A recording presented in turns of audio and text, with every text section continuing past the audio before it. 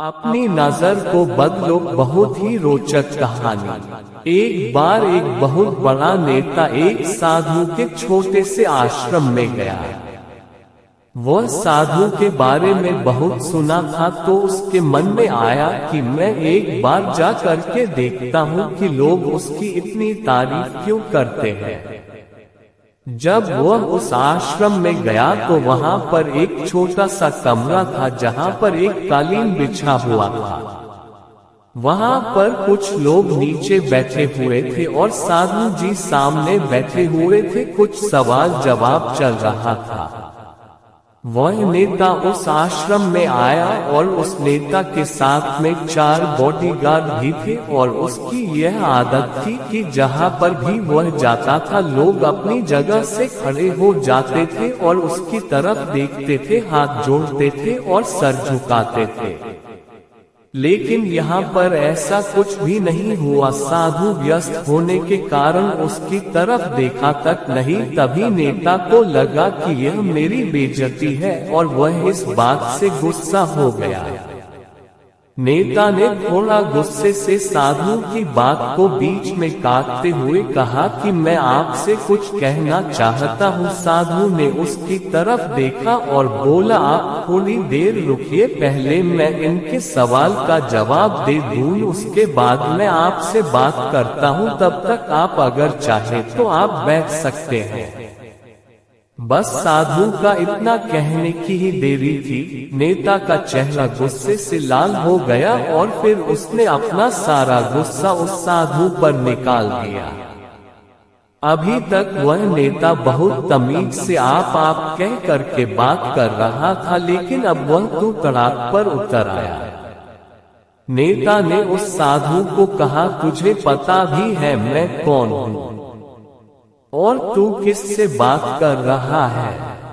साधु ने उसकी तरफ देखा और कहा, मुझे इससे कोई फर्क नहीं पड़ता है कि आप कौन हैं, लेकिन आप जो कोई भी है, अगर आप चाहते हैं कि मैं आपके सवाल का जवाब दूं या आपसे बात करूं तो आपको कुछ देर रुकना होगा। और साधु की यह कहते हैं नेता गुस्से से पागल हो गया और वही सबके सामने चीखने चिल्लाने लग गया।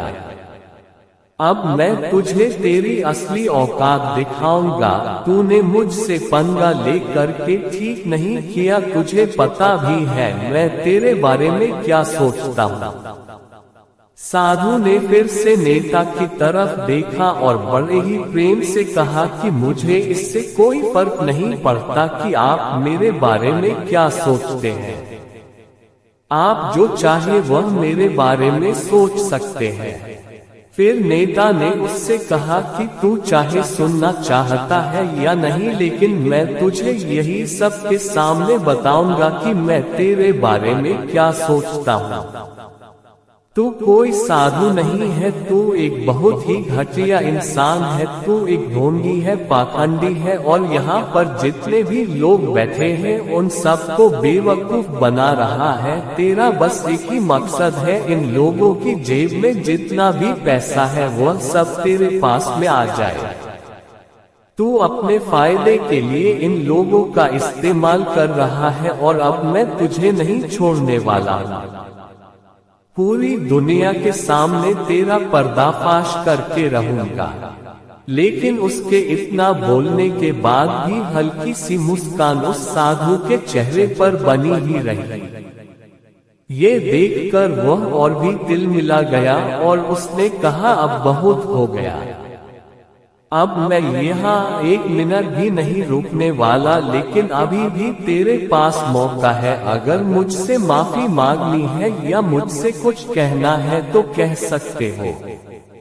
इतना सब होने के बाद भी साधु के चेहरे पर एक मुस्कान थी और वह बिल्कुल शांत था। और फिर उन्होंने अपनी आंखें बंद करी और फिर साधु ने अपनी आंखें खोली, हाथ जोड़े और कहा कि मुझे आपसे कोई गिला शिकवा नहीं है। आपके लिए मेरे मन में कोई भी गलत ख्याल नहीं है। जो भी मेरे बारे में आपने कहा वह आपकी अपनी सोच थी, तो मुझे आप में कोई भी बुराई नजर नहीं आती है। मुझे आप बहुत ही भले इंसान लग रहे हैं। और साधु के इतना कहते ही नेताजी का दिमाग सातवें आसमान पर पहुंच गया। उसके चेहरे पर एक अजीब सी खुशी थी, क्योंकि उस साधु ने वही कहा जो बाकी सब लोग उस नेता को कहते हैं। और वह खुशी खुशी उस आश्रम से अपने घर की तरफ चला गया और जाकर के अपने पिताजी के साथ में बैठ गया। उसके पिताजी ध्यान में थे। उन्होंने पूरी जिंदगी सिर्फ लोगों की सेवा करी और बदले में कुछ भी उम्मीद नहीं किया। तो थोड़ी देर बाद जब उन्होंने अपनी आंखें खोली और देखा अपने बेटे को अपने साथ बैठे हुए, तो उनके बेटे के चेहरे पर आज एक अजीब सी खुशी थी, जो आज से पहले उन्होंने कभी नहीं देखी थी।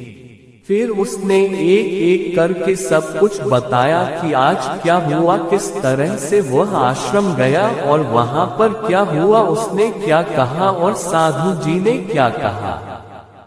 जब उसके पिताजी ने पूरी बात सुनी तो थोड़ा सा मुस्कुराए और अपने बेटे को देख करके बोले कि उन्होंने तुम्हारी तारीफ नहीं करी, क्योंकि उन्होंने वह नहीं कहा कि जो तुम हो, उन्होंने वह कहा कि जो वह खुद है। और तुमने जो भी कुछ उनको कहा वो नहीं कहा कि जो वो है, बल्कि तुमने वह कहा जो तुम खुद हो। यही बात वेदों में भी कही गई है, यथा दृष्टि तथा सृष्टि। ये दुनिया तुम्हें वैसी नहीं दिखती जैसी ये दुनिया है, ये दुनिया वैसी दिखती है तुम्हें जैसे तुम खुद हो। जिसकी नजर जैसी है उसके लिए ये दुनिया वैसी ही है। तो अगर तुम अपनी दुनिया को बदलना चाहते हो तो उसका सिर्फ एक तरीका है, अपनी नजर को बदलो। इस कहानी को पढ़ने के लिए बहुत बहुत धन्यवाद। आपका दिन मंगलमय हो।